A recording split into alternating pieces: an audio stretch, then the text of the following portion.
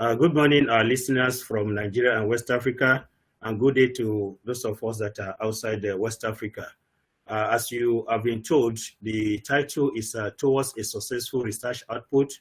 That is an insight into qualitative literature review and the formulation of research objectives. Can we move to the other slides?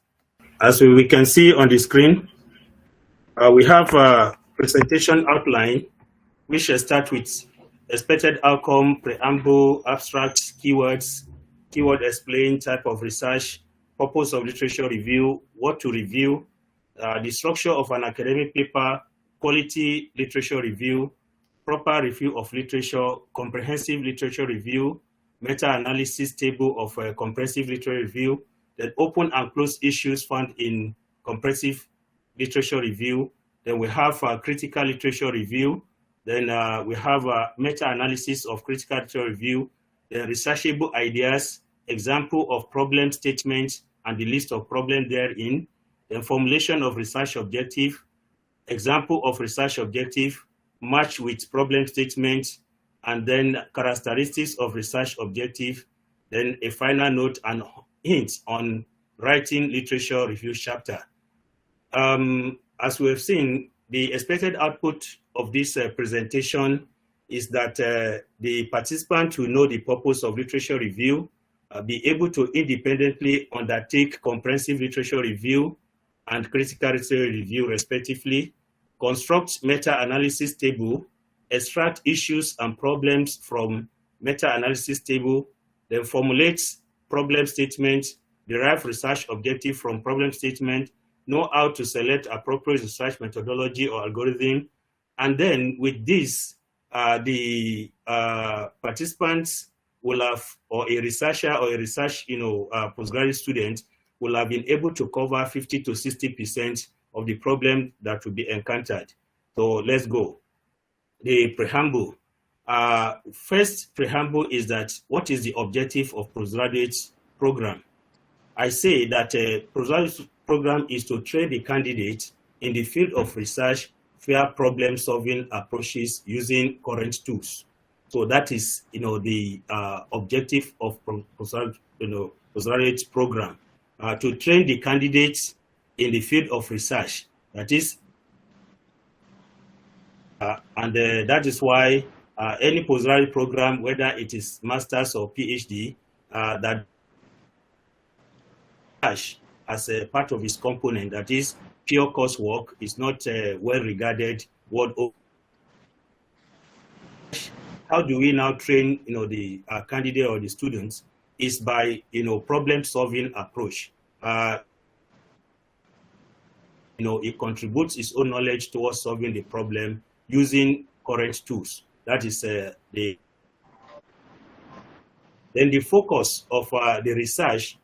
They are usually, or it could be one of these three,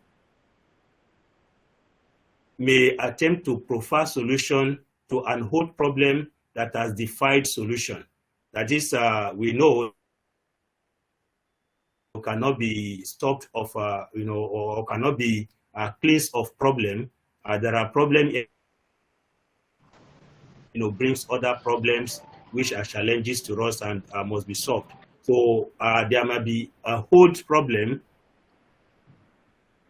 Many researchers have tried to solve from time to time, but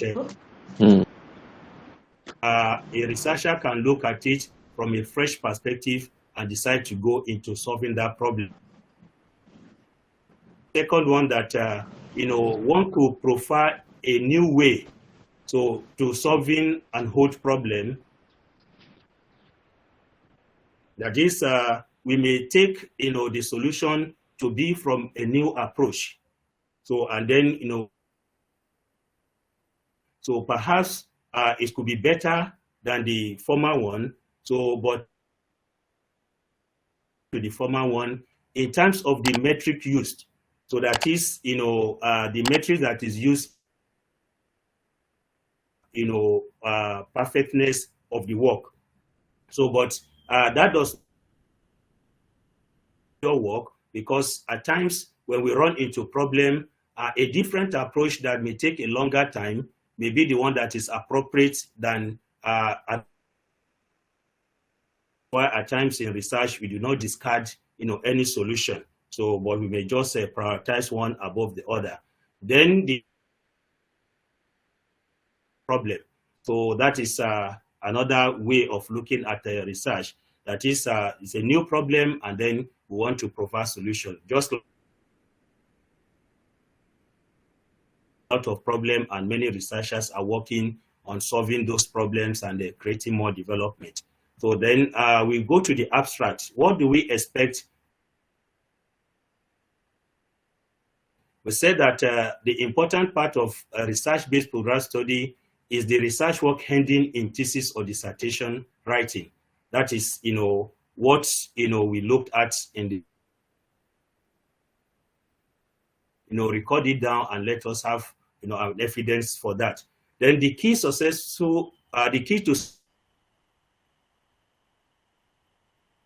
you want to take on a research, you have to know where other research,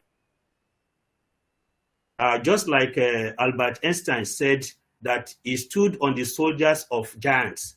That is why he's able to see far. So meaning that by the time you gather the works of other researchers, you know how far they have tried in solving the problem, where they are successful and where they are on. And then you'll be able to situate yourself somewhere so that will bring an advancement to whatever that has been done before. So that is how we see research generally, that we have to do literature review to know what has gone by. And then in this literature review, so you try to formulate a sound objective. These are the milestones that will take you to your goal. So, and if they are defective, then it means that your goal is not going to be gotten. So, and then we say, how do we do this? Please, so we said, how do we go about this, qualitative literature review? And then, how do we get this sound research objective? It is by doing a qualitative literature review using the current method of doing literature review. So, and the current method of doing literature review is what we regard to as having a comprehensive literature review first, a critical literature review next, and then formulation of meta-analysis table, so that this literature review, everything will be shown in a tabular form, how you have seen the work of others. And then from there, so we derive our problem statement, and then from the problem statement, we formulate the research objective. So we go gradually, and then you see what I mean.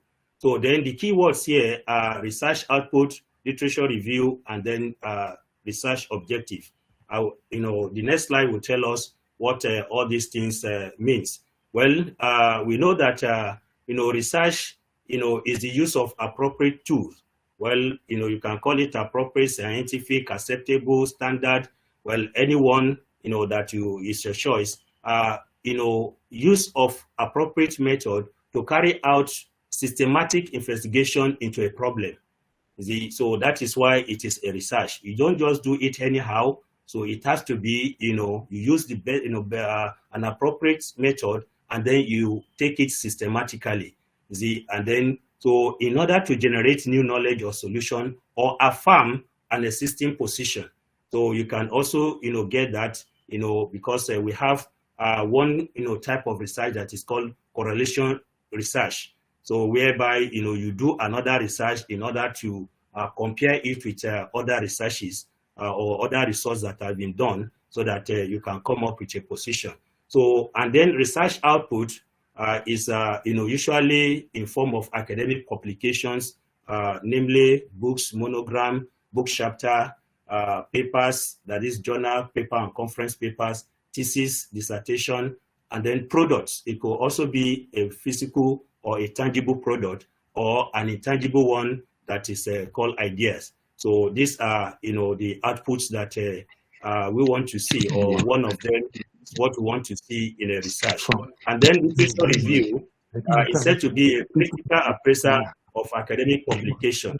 So we have said it, you have to do it very well. It is about finding a significant problem and seeking the appropriate methodology to solve the problem. Please, can somebody off their mic there?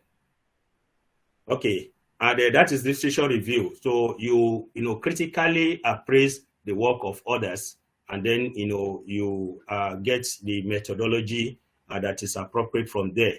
And then we have a research objective.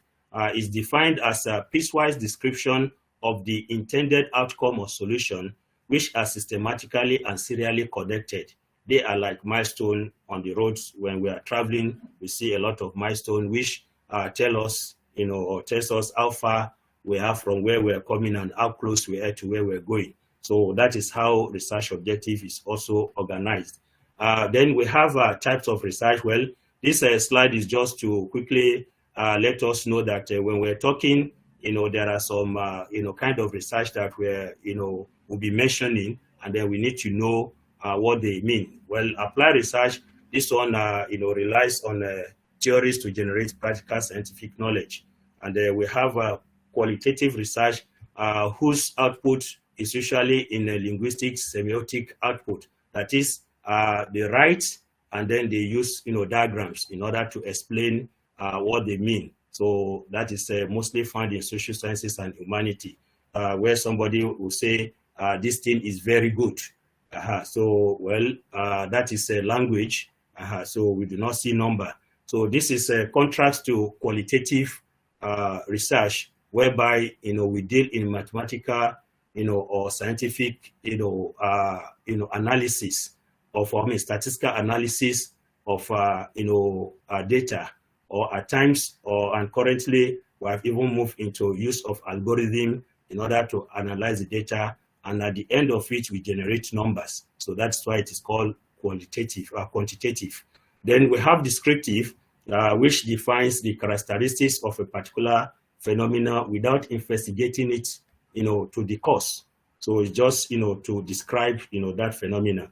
Then we have the exploratory research, which, is used for preliminary investigation of a problem that is yet to be understood. So, and then when you look at our literature review, we use aspects of this, especially this exploratory and correlation. So, because a correlation is an identification of relationship between two or more. When we do comprehensive literature review, we're more on the exploratory, research, whereby we just want to start our work. So, but by the time we start analyzing the work, we're doing a kind of a correlation, trying, especially when we get to evaluation stage of our report writing. So we are trying to correlate what we have achieved to what, has been in existence in order to prove that our own is better. At least in most cases, we want to see better results. So then we go to purpose of literature review. Well, I've mentioned it as part of this, but I just want to break it down into pieces.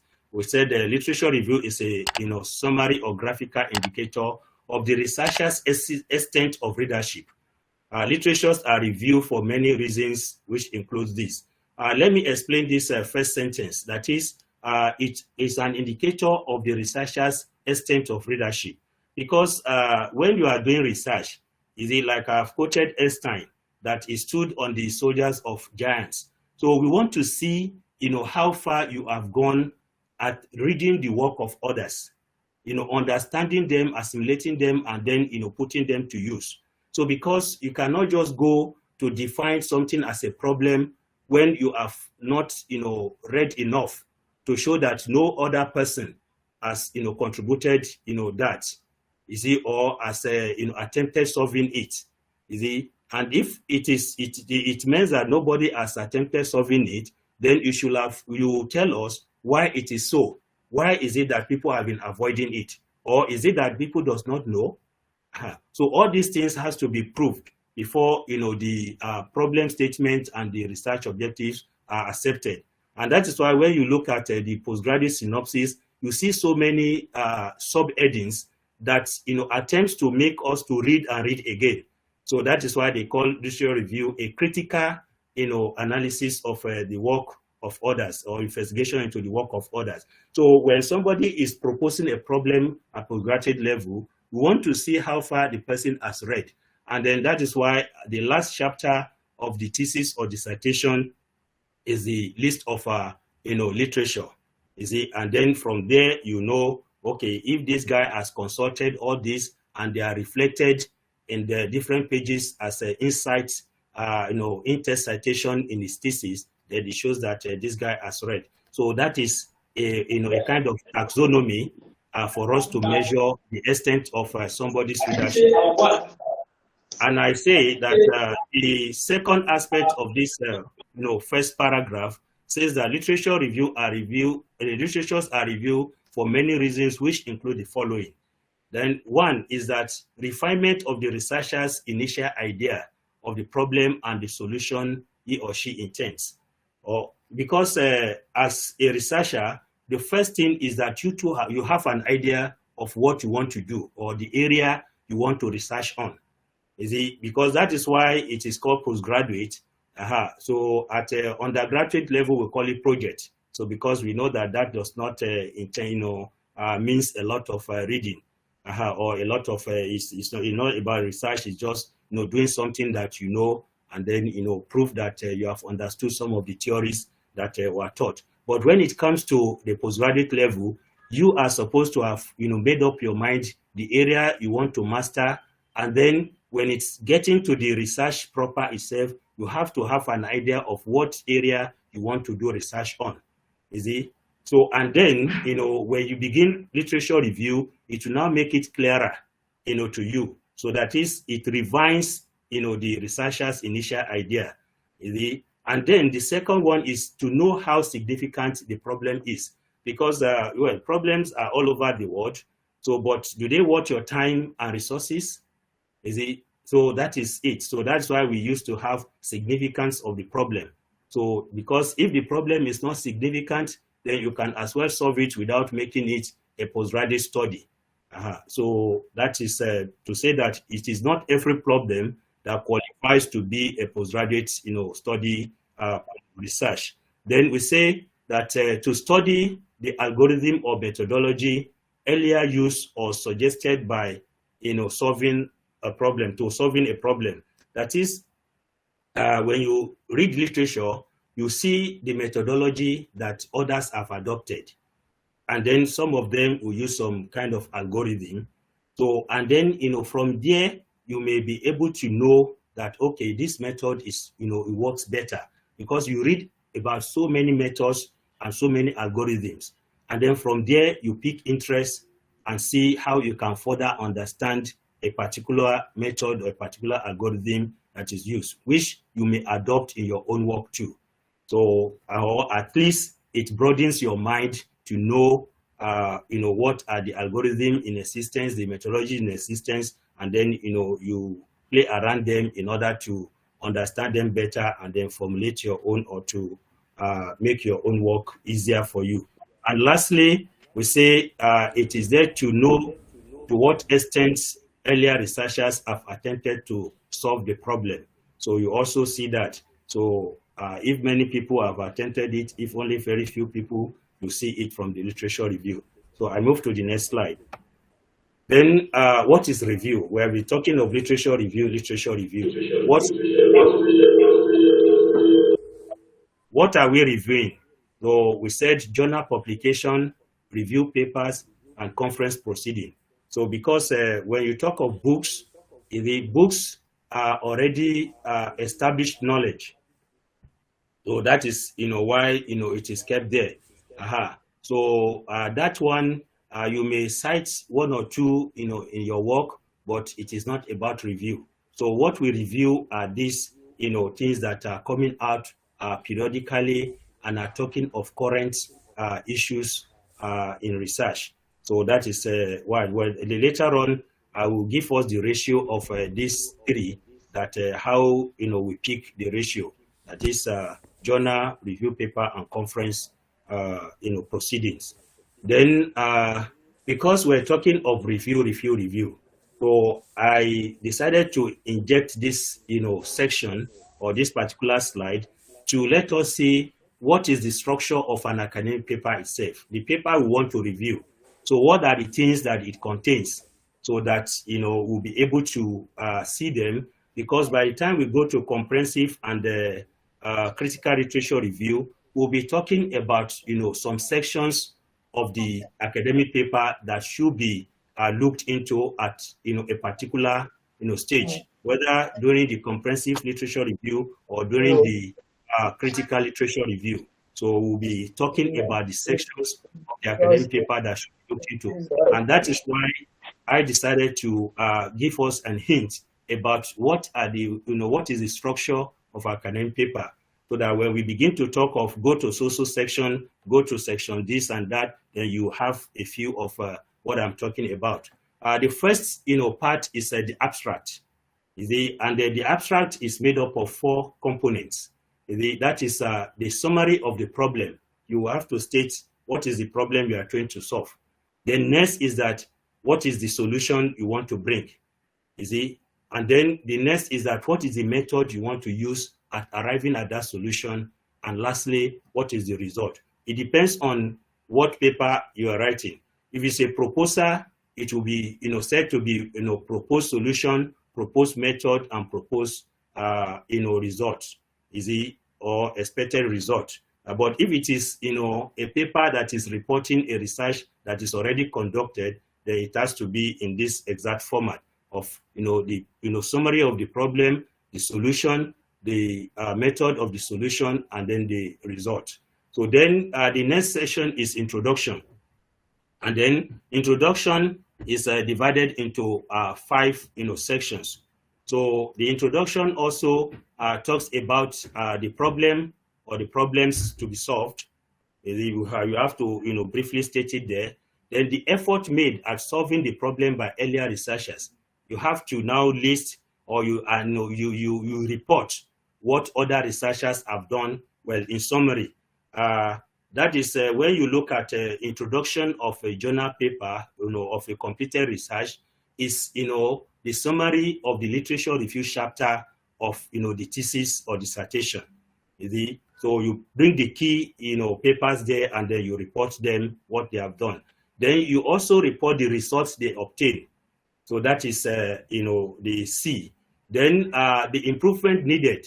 You have to now say it in the in the introduction, so that having looked at the work of the earlier researchers and the result they obtain, so I feel that this area needs to be improved upon, especially the aspects of improvement to be handled in the present work. So what you really want to do. So you may not need to be talking about in general what improvement that is needed. So you come to your own, what do you want to do to improve on those on that problem area, on that research area. Then you now say the method or algorithm or specific scientific approach that you intend to use in achieving that thing. Then I gave a note. I said B and C above are to do with literature review. So, well, you'll see that later. Then the next section of an academic paper is the methodology section. Here you summarize the research methodology you adopted and why you did that. So you have to mention it there. So at times you have to say why it is better than maybe there's a popular one that people usually use. You quickly mention it in brief. That is, so you situate yourself on this method because of this, and that. Then the next one is the design. And this one depends on what aspect of research you are handling. In engineering, we can have a hardware design, we can have software design. Then in other fields too, they use software like ICT and computer sciences, information technology related. They use software design. Then in engineering and other sciences, we have experimental design. And while in social science and humanity, they have a questionnaire design. So it depends on which design are you doing or which work are you doing, then which is the appropriate design that will be used. Then the next section is a simulator, is a simulation result. Well, this is where you have to test run your work on the system. You see, you put everything in a program form and you run it to see whether that idea of your design is going to work in actual fact. You see, so, and I also know that in social science and humanities, they also used to test the questionnaire on the field, you see, and get feedback in order to redesign the questionnaire to suit the particular environment they intended it for. So this is like our own simulation too. So before we go to the final design, then you now discuss the implementation result. So the major result that you obtain from this work. So you state it there. Then you now discuss the result. So discussion of result is about comparing your result with the other results of other researchers that you feel their work should be improved upon. And really, we expect to see an improvement at this level. So then we have the summary where you summarize the whole thing that has been done, and then you conclude. Then you give your recommendations that this and this and this, because in the course of doing the work, you might have also seen that maybe there could be other ways of solving the problem, or maybe you are unable to totally solve the problem, which we normally call limitations, all these kind of things. So you have to show them there in your recommendation, and of course the reference list. Then we move to the next slide. Then qualitative literature review. What do we mean by this qualitative literature review? As I've said at the introductory level, I said we have three things to do in qualitative literature review. The first one is we do comprehensive literature review, which is exploratory in nature. So that is, you quickly go through them without digging down, at first. And this, is where you review a lot of papers at the beginning. You see, for me, I used to tell my postgraduate students, if you are running a master's program with me, so research, master's research, you have to start with about 50, journals, there. At least let's start with that one.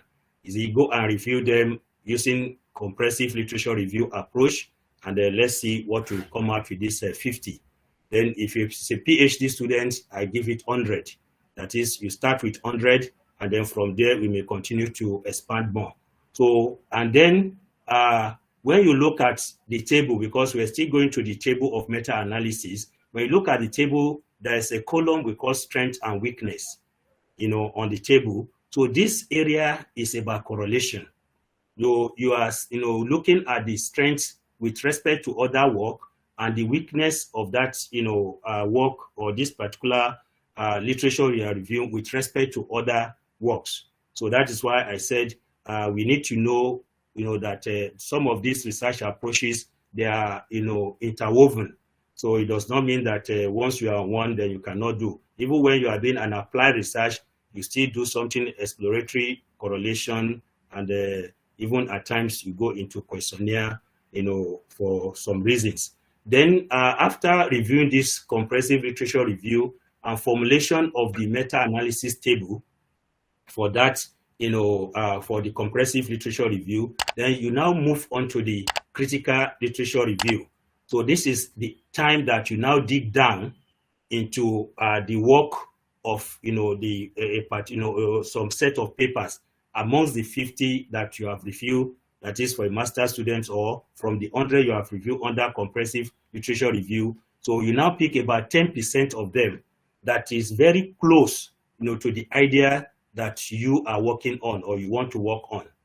See? So you pick, about 10% of these papers, and then you now do a thorough literature review. When we say thorough literature review, which is the critical literature review, then we'll come to what are the things that you need to do in both comprehensive and critical literature review that makes them different, from each other. Then you use the meta-analysis table, so which is, you are now, you construct a remark section. I'll show you an example of the, meta-analysis table, and then the research, the remark column is the last of the columns, and that is where you now, write your own idea of what you have read or what you have understood from that particular paper. So we will see, from the example of the table. Now, proper review of literature to also have to come in, because you cannot just go and pick anything and you begin to review. So you have to, guide yourself, seriously. This involves relevancy of the article to the problem area. So you do not just pack any kind of, journal and then you say you are doing literature review.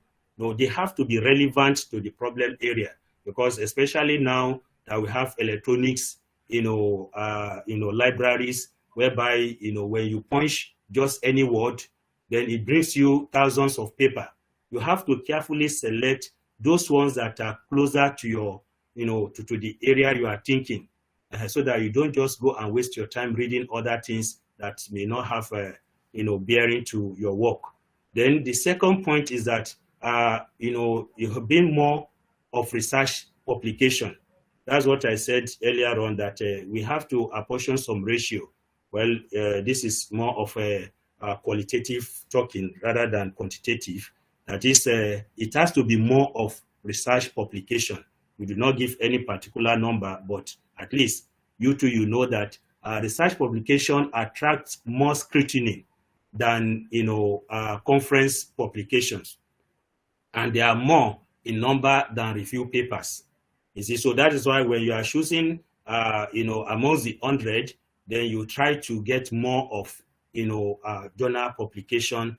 Then, it could also be a review paper. Review paper is also well scrutinized, but in terms of volume, so they are not as much available as journal publications. So that is why the number assigned to the journal publication should be more, while, followed by review papers and very little conference proceeding. Because in most cases, apart from the fact that conference proceedings are not well scrutinized, well reviewed, peer reviewed by, like the journal and the review papers, they are also at times reporting an ongoing work that a conclusion cannot be drawn from them. So that is why, you just, try to pick as little as possible. So then the next point is the currency of the paper, except where necessary. The journal paper you are reviewing or conference paper, they must be current. So you do not go to, 1992 and pick a paper and you see a problem there, you think that problem is still persisting. No, that problem might have been solved. So it's just that maybe you do not have access or you do not check the recent ones. Just like recently, somebody sent, a message to me that he wanted me to answer questionnaire for him on the perception of Nigerians to electricity supply. You see? So I, diplomatically told the person that if you check, our universities, work, at least in Nigeria, because we've been having this power problem for a long time. And then a lot of people have written on them. So if you check, the libraries and find out that, people have not done this work, you see? So, and then from there, the person did not report back to me. He just, went off. So, and this is, a sponsored research by Chet Fund. You see, to me, I see it as a waste of resources for somebody to now be discussing the perception of Nigerians about, this, power supply and this age, this 2022. I feel that work must have been concluded long time ago. So maybe the way the person got the problem is that he read some old papers.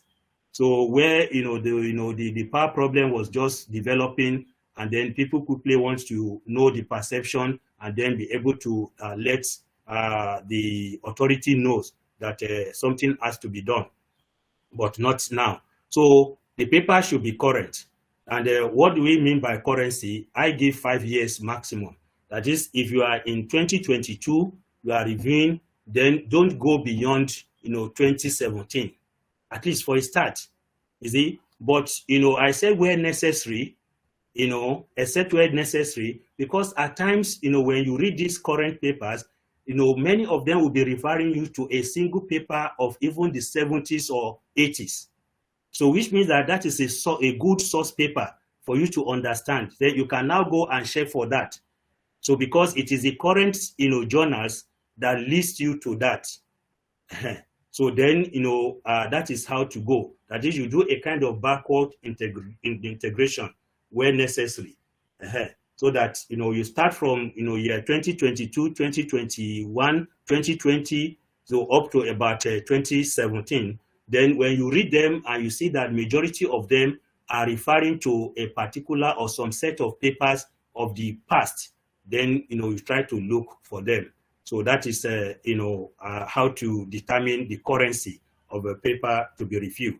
And then you have to begin with comprehensive literature review, and then you end it at a critical literature review, not the vice versa. You see the reason later. Then comprehensive literature review. Let us now see what we mean by comprehensive literature review. So we said comprehensive literature review because it should be comprehensive in terms of number, but commensurate to the level of the researcher. That is the reason why I said 100 for PhD, 50 for masters.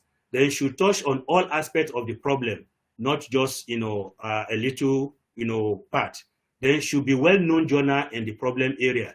So you don't just go and pick any kind of journal and then, that, people does not even know. So you have to go to the well-known journals in the problem area.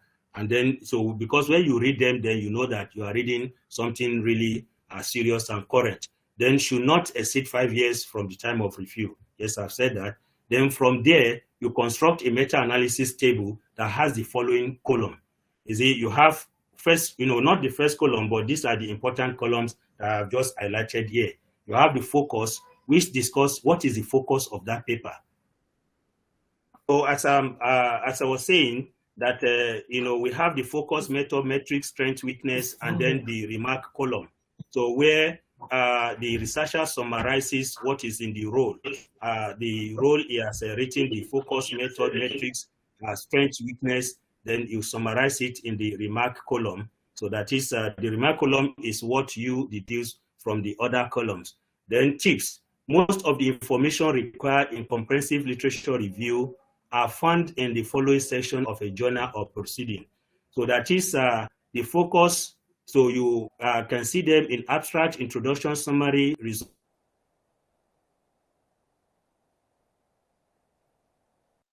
recommendation. So this, these 5 things, the focus, method, metrics, strength, and weakness, you see them in this section. So this is, the interesting part of it, that at first, you don't need to bog yourself down on the difficult aspects of the literature, which is usually the methodology, the design, and the algorithm. At this age, you don't bog yourself down. So you quickly look at these, sections, and then you pick up the focus. Then method, metrics, strength, and weakness. So you get them from these, 5 to 6 sections of the journal. So that is a comprehensive literature review. Now we move to the open and closed issues found in comprehensive literature review. What do we mean by open and closed issues? Open issues are, issues found in comprehensive literature review that are requiring solution or extension or modification. So that is, after doing the literature review on that particular problem, you now discover that, there are things, to be worked upon. That is, maybe the solution gotten is not as good as, is desired, or, some of the method used can also be extended to other, problems, or, there's need, for, a total,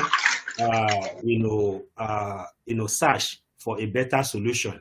So that is either that you have, to tackle, news, to do a new work, that will result in the solution, or modify, the existing work, is it because it has not reached the desired level, or you extend the method. If the method is found to be very good, then you extend it to other works.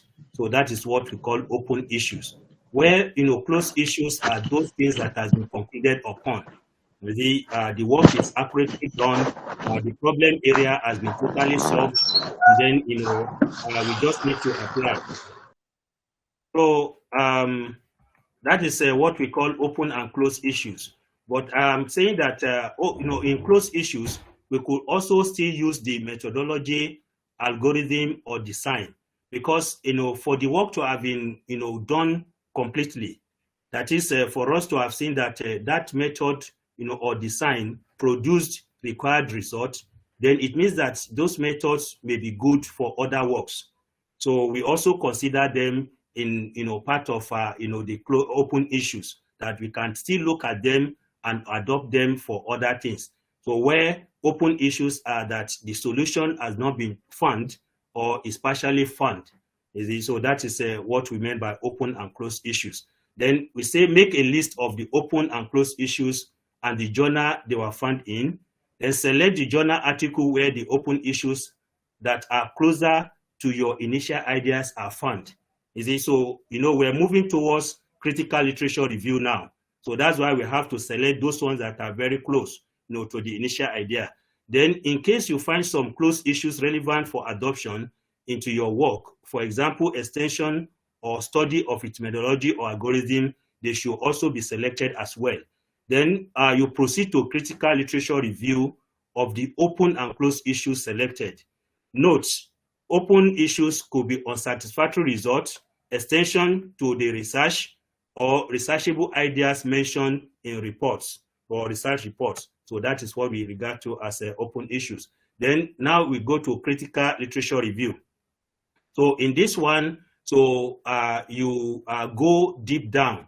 If you are looking for, if the reason why you are doing this particular critical literature review is that the result of the earlier researcher is unsatisfactory.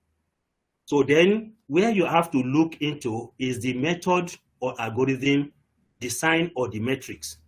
So let me start from the metrics. Somebody may be using a wrong metrics to measure the performance of a particular work. So, and that will not give us the required result. So, or the design itself may be faulty. So you want to study an area and you could not get a proper design, then it means that that particular thing may not work. Or the method used or the algorithm, particularly on the issue of algorithm. Many do not know that an algorithm have a number of variables.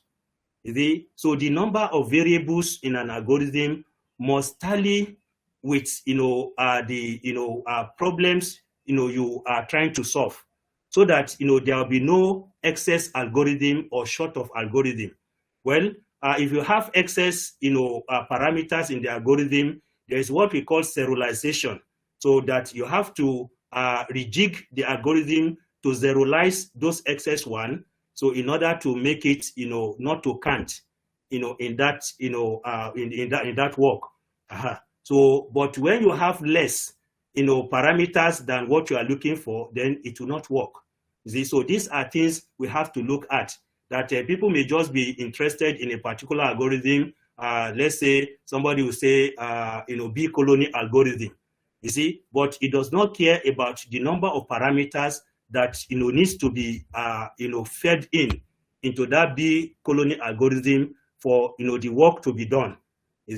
So, and where you have less, then you cannot do. Where you have more, you cannot do. But I've said it, you can serialize, but that is depending on the particular algorithm. So that is for unsatisfactory result. Then when you have a situation whereby you want to extend the research, the area you look into is the algorithm or the method. That is, you want to add more value. Like somebody handled a particular work at the master's level and he wants to continue it at the PhD level. That is, he wants to extend. Then, when you look at the method and the algorithm, you'll be able to see, how to expand the work and to make it more. Then for researchable ideas, if you are doing a critical literature review, in order to get some researchable ideas, then you have to concentrate on method and design. Method or algorithm and design. So these are the ones that you consider, for the critical literature review. And of course, you form the meta-analysis table of that, critical literature review as well, which has the following, columns. So you see, method or algorithm, design, metrics, and remark. So this, you can see that is shorter than that of the comprehensive literature review, but critical literature review is harder than comprehensive literature review, because this time around, you are going to understand the method or algorithm or design that the researcher used before you can really appreciate the work. And that is why we say that do more in terms of a comprehensive literature review, so that it will give you some speed and encouragement, that when you now come to the critical literature review, it takes your time, but the speed and the experience gained in the comprehensive literature review will have assisted you, or will assist you greatly in also solving the problem you encounter in critical literature review. So that's why we say that it should be comprehensive literature review first and critical literature review last. Then the researchable idea.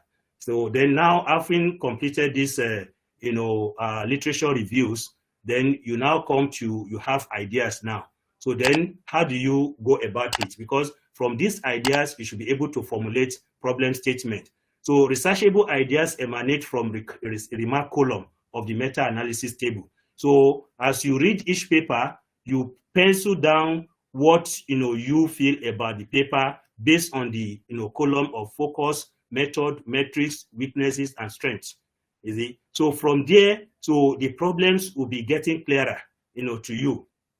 Then that is the first thing. Then design and the method algorithm to be used or extended may equally be found there.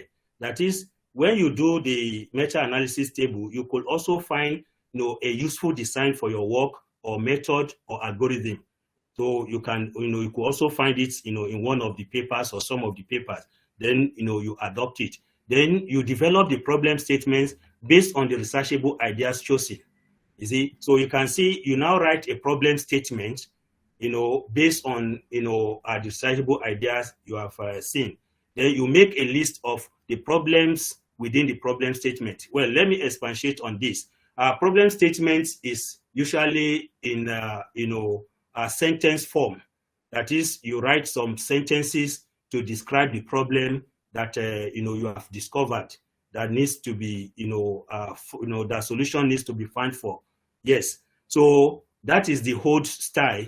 The new style now is that you having, written that, sentence form problem statement, then you now come and then, list, one by one, what are the problems contained in that, problem statement. You see? So because this one will now assist you further in the research method objective that you are going to get, but it also saves you from ambiguity, because some other people may read the problem statement and give it a different interpretation, especially when you go to defense. You see that the examiner is having a different idea of what you mean to you, then that's a disaster. So because he has the day, he has to decide. You see, so that is why now you have to make a list of the individual problem that is found in the problem statement. And then when you do that, then it makes your work easier to move to the next level of, getting, the research objectives out. Well, this is an example of a problem statement and then the breakdown of the problems into 4.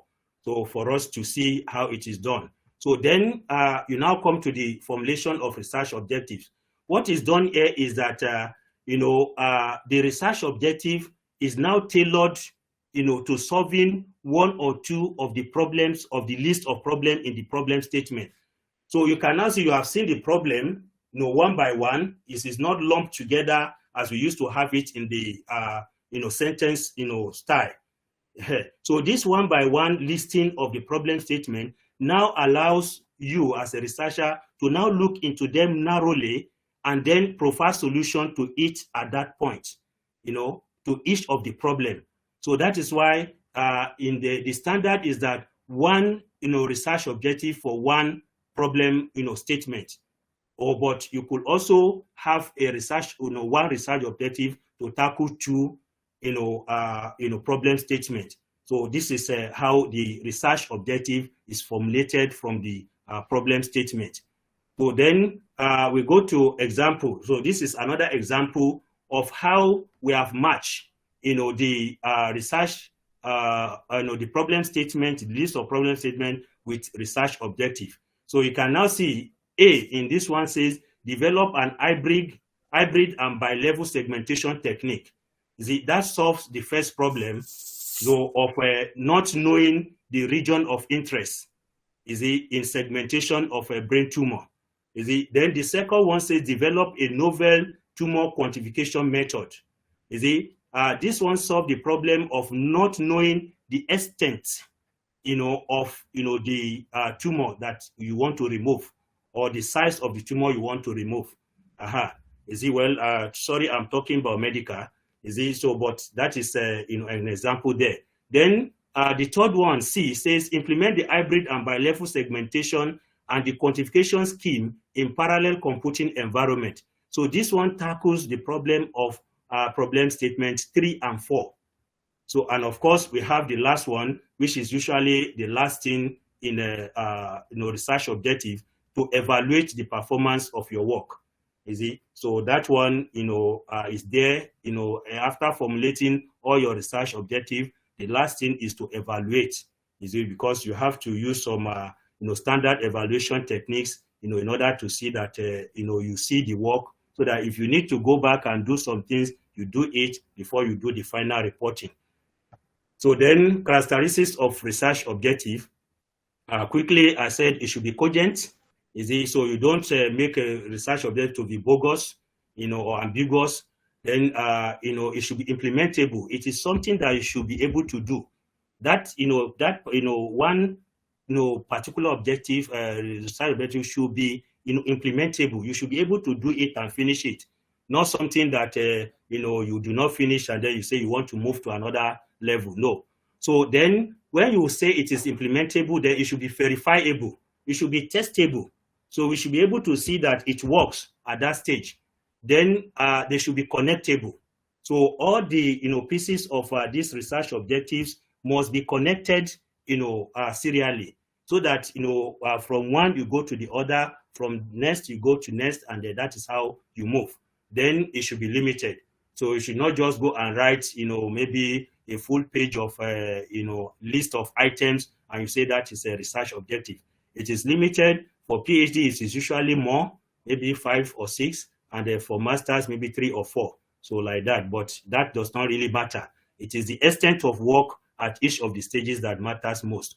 So then we go to the final note, where we say, while researchable ideas or problems are derived from strength and weakness column of the meta-analysis table, research objectives are derived from remark column of meta-analysis table following the guidelines stated above. Furthermore, the following steps are necessary for successful research. So one is adequate and fair knowledge of the subject area. So you don't go into a research without at least having some knowledge of it, because some people will come for master's program, they do not even know what they want to master. So they do not even, and they will finish the coursework without knowing the area they want to do research upon. So this is wrong. The clear conceptualization of the problem. Whenever you want to solve a problem, you should have it very clearly, constructed in your head. So then refinement of the problem to arrive at researchable problem. So the researchable problem definition. So that is, you read more and more, you discuss, more and more in order to refine that particular idea. Then proper literature review pertaining to the problem, formulation of unambiguous and sequential research objectives that is adequate for the knowledge of the researcher and the resource available to the researcher and the duration of the research. This is an area that we used to have problem. Somebody will just, because a particular researcher does not have the idea of what he wants to do, then maybe his supervisor or another student will just suggest something to him, and then he will pick it up, which may not be adequate for his knowledge or for what he's pursuing, maybe master's or PhD. And then they will not look at the resources available. I think we are more affected by this in Nigeria. So that is, we have to also look at the resources available to the researcher. Then, and then we have to look at the duration of the research. So because you are giving a master's student a research that if he or she does it every day, it will take, over 2 years. So then that is not good, because he has already done a coursework for 1 year. I think that research should not exceed another year. So then definition of research scope that tallies with the research objective. The scope, will have to tally with the research objective. Then selection of proper research methodology that is capable of leading to intended solution. So that is part of the things we get from the literature review. Mastery of research tool in the area of research. Many, especially in engineering, many do not know a particular software, and they will say that is what they want to use. So meaning that they do not even know the capacity of the software, its availability, and they want to use it. So then you now see that before they can start the actual work, they have to go and learn. Because in engineering, we prefer that you do, you master, you use the software yourself. But in some other fields, they can contract out that aspect of the software. So, well, I don't know about, whether that is good enough or not. But in engineering, you have to use the software by yourself. Then selection of relevant evaluation technique. So these are the things that needs to be done before we can say we have a good research output.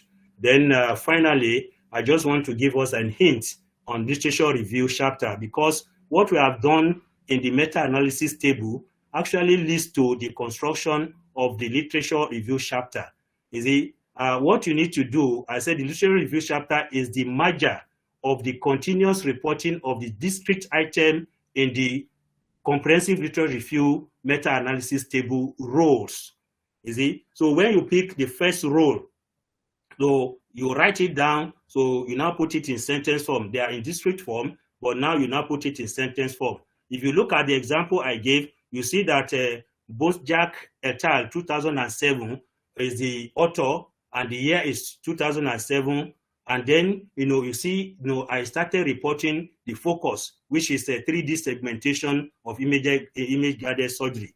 You see, so then I went to the method using level sets, and then I talked about the strength, I talked about the weakness. See, that is how the literature review chapter is formulated from the meta-analysis table. Thank you very much. Wish to meet sometimes again.